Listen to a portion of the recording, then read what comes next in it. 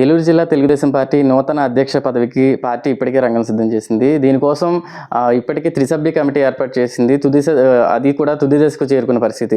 అయితే ఇప్పటికే ఏలూరు జిల్లాలో ఏలూరు జిల్లా అధ్యక్ష పదవి బీసీ సామాజిక వర్గానికి వస్తుందని జోరుగా ప్రచారం జరుగుతుంది. ఈ నేపథ్యంలో బీసీ నుంచి వచ్చిన చిన్న స్థాయి నుంచి ఇప్పటికే రాష్ట్ర అధికార ప్రతినిధి స్థాయికి ఎదిగిన శ్యామ్ చంద్రశేషు కూడా ఇందులో ఒకరు. అయితే ఆయన ప్రస్తుతం మనతో ఉన్నారు. ఆయన మాటలు అడిగి తెలుసుకుందాం. చెప్పండి, తెలుగుదేశం పార్టీ జిల్లా అధ్యక్ష పదవికి నామినేషన్ దాఖలు చేసిన పరిస్థితి. అయితే ప్రధానంగా బీసీ సామాజిక వర్గానికి అయితే ఇస్తారనే ప్రచారం జరుగుతుంది. ఈ నేపథ్యంలో మీరేమనుకుంటున్నారు దీని గురించి? అంటే ప్రచారం ఏదైనా జరిగిద్దంటే అధిష్టానం నిర్ణయం, అధిష్టానం ఎవరికి ఇచ్చినా కూడా యాక్సెప్ట్ చేస్తాం. అయితే ఇప్పుడు జనాల్లో కార్యకర్తలు కానీ పార్టీలో కానీ ఇక్కడ ఉన్నటువంటి జిల్లాలో డిస్కషన్లో డెఫినెట్గా బీసీలకి అవకాశం ఉండొచ్చు అనేటువంటి ప్రచారం అయితే జరుగుతూ ఉంది. అధిష్టానం ఏ నిర్ణయం తీసుకున్నా మేమందరం కూడా కంకణబద్దులే, దానికి బద్దులుగా మేము పనిచేస్తాం. కాకపోతే అంతకుముందు ఉమ్మడి పశ్చిమ గోదావరి జిల్లాకు కూడా తోట సీతారామలక్ష్మి గారు మాజీ రాజ్యసభ సభ్యురాలు, వారు కూడా పనిచేసి ఉన్నారు. తర్వాత జిల్లాలో బైఫర్కేషన్ అయిన తర్వాత ఏలూరు జిల్లాగా ఏర్పడిన తర్వాత గన్నివేరు ఆంజనేయులు గారు వారి నాయకత్వంలో పనిచేయడం జరిగింది.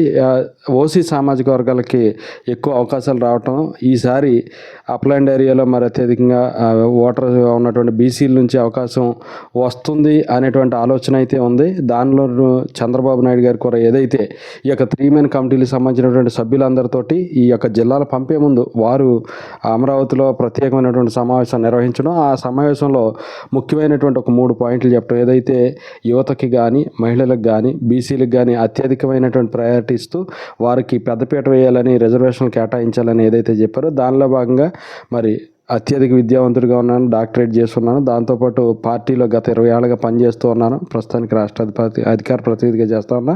దాంతో పాటుగా ఏదైతే యూత్ ప్లస్ బీసీ కోట 2 కూడా ఫుల్ఫిల్ అవుతాయి కాబట్టి డెఫినెట్గా అధిష్టానం ఆ దిశగా ఆలోచించి చంద్రబాబు నాయుడు గారు కానీ లోకేష్ గారు ప్రధానంగా చూసుకుంటే చిన్న సామాన్య కార్యకర్త నుంచి కూడా నేడు రాష్ట్ర అధికార ప్రతినిధి స్థాయికి వచ్చారు. అంతేకాకుండా చాలా నియోజకవర్గాలకి పరిశీలకులుగా పనిచేశారు.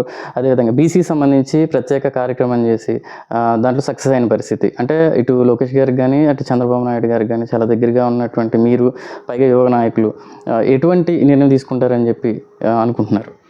అదే అంటే పార్టీ ఇది ఒకటే కాదండి, 25 పార్లమెంట్లు అన్నీ కూడా చూడాలి. 25 పార్లమెంట్లు ఒకటే కమ్యూనిటీ అని కదండి. ఓసీలో కాముకి ఇవ్వాలి, కాపుకి ఇవ్వాలి, క్షత్రియులకి ఇవ్వాలి, రెడ్డికి ఇవ్వాలి, ఎస్సీలో మాల, మాదిగ, వైశ్య, అలాగా బీసీలో కూడా ఉన్నటువంటి కమ్యూనిటీస్ని అకామిడేట్ చేయాల్సినటువంటి పరిస్థితి ఉంది. కాబట్టి 25 యొక్క పార్లమెంట్లతో ఎన్నిక నేపథ్యంలో ఏలూరు పార్లమెంట్ కూడా ఉంటుంది. ఏలూరు పార్లమెంట్ ప్రత్యేకించి చేయడానికి అవకాశం ఉండదు. కాబట్టి అధిష్టానం వారికి ఎట్లాంటి అక్కడ ఉన్నటువంటి పరిస్థితుల్లో ఏ నిర్ణయం తీసుకుంటారో ఆ నిర్ణయానికి అనుగుణంగా ఉంటాం. డెఫినెట్గా మీరు ఇప్పుడు ప్రధాన సమీకరణలు ఏముంటాయి దీనికి సంబంధించి? అధ్యక్ష పదవి రేసులో ఉన్నప్పుడు ప్రధానంగా ఎటువంటి సమీకరణాలు తీసుకుంటారు మీకున్న? అదే అండి, డెఫినెట్గా అంటే పార్టీ అధిష్టానం ఉన్నటువంటి అదే ఇప్పుడు అకామిడేట్ చేయాలి, అన్ని కమ్యూనిటీలు కూడా ఇందులో కవర్ చేయాలి. ఉన్నది 25 పార్లమెంట్లకి 25 అధ్యక్షులు.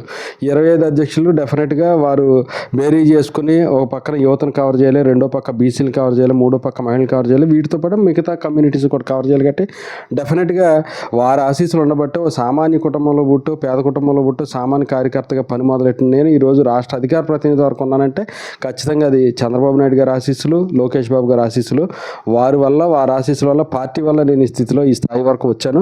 రేపొద్దున భవిష్యత్తులో వారు కనుక పార్టీ అధ్యక్ష పదవికి నేను సూట్ అవుతానని డెఫినెట్గా శేషు అయితే బాగా చేయగలుగుతాడు, యూత్ కొంచెం బాగా కోఆర్డినేట్ చేస్తాడు జిల్లా అంతా కూడా అని డెఫినెట్గా నా మీద నమ్మకం ఉంచి కనుక నాకు అవకాశం ఇస్తే ఖచ్చితంగా సామాన్య కార్యకర్త నుంచి ఎమ్మెల్యేల వరకు, ఇన్ఛార్జీల వరకు, అదేవిధంగా సీనియర్ లీడర్స్ వరకు అందరినీ కూడా మరి ఏకతాటిపైకి నడిపించి జిల్లానే తెలుగుదేశం పార్టీ కంచుకోటగా మరి నిలబెట్టే విధంగా, ఆల్రెడీ కంచుకోటగా ఉందని నిలబెట్టే విధంగా రాబోయేటువంటి స్థానిక సంస్థల ఎన్నికల్లో ఖచ్చితంగా తెలుగుదేశం పార్టీతో పాటు ఏదైతే బీజేపీ జనసేన కూటమి ఉందో ఈ యొక్క కూటమిని విజయ తీరాలకు తీసుకెళ్ళడానికి డెఫినెట్గా నా శక్తి వరకు నేను పనిచేస్తాను.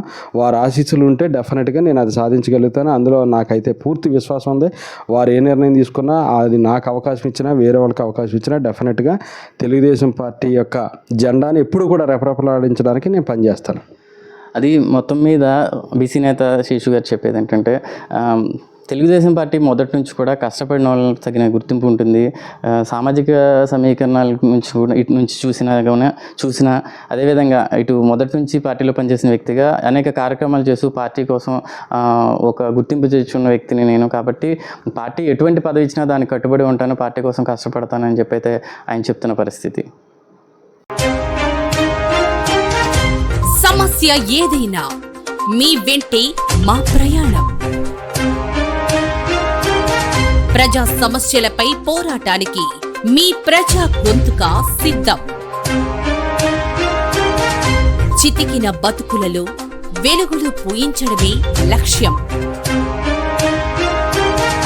కొత్తగా సరికొత్తగా ప్రైమ్ 24x7 న్యూస్ మీకోసం మీ ముందుకి మా ప్రయత్నం. మీ ఆదరణే మా బలం.